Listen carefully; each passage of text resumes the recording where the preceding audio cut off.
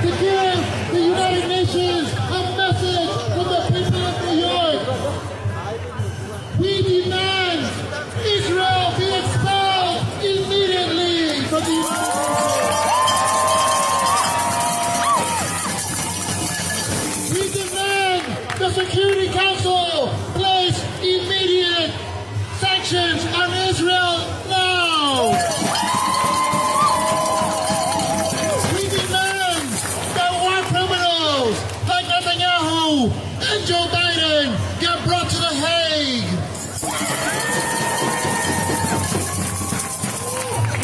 They want to talk about peace, but we want justice first. They want to talk about human rights. We are here to tell them this country does not respect human rights. This country doesn't only send billions of dollars in weapons to kill the people of Lebanon and the people of Gaza. They also execute innocent black men in this country.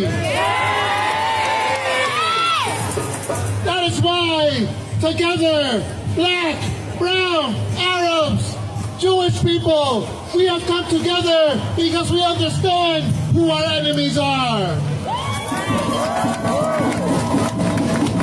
We know what the address is, 1600 Pennsylvania Avenue.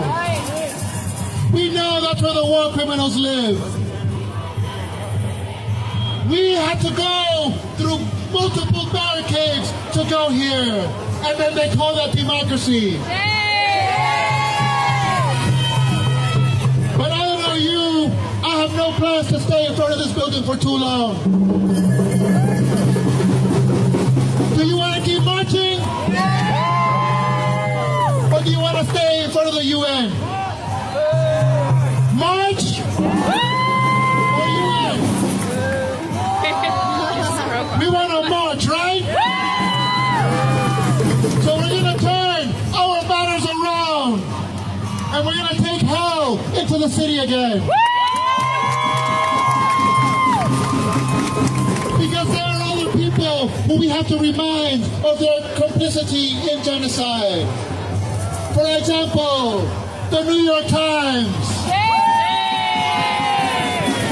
the main publisher of lies to cover up the genocide. And there are a few other buildings along the way that remind us who our enemies are. I now want to pass the word before we start marching again. Brian Becker from the Answer Coalition.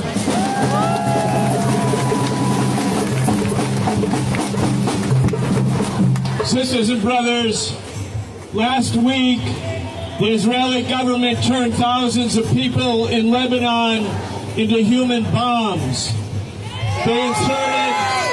They inserted explosive devices into their communication phones, pagers, walkie-talkies.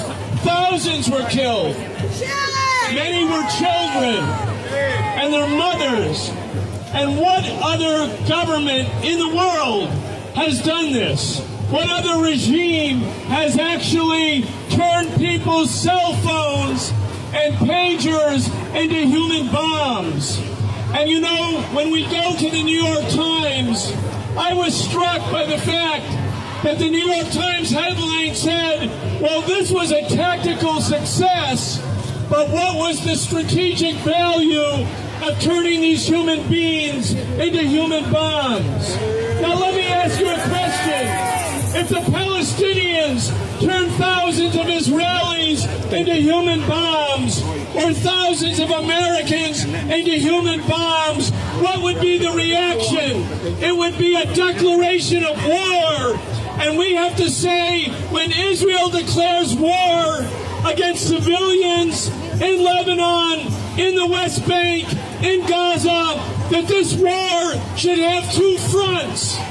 This war should have a political front here in the United States and around the world to make it clear to the ruling classes in the United States and everywhere that if you're going to kill Lebanese people, if you're going to kill people in Gaza, if you're going to kill people in the West Bank, we, the people of the United States, are going to rise up and say no. That's why we're doing today.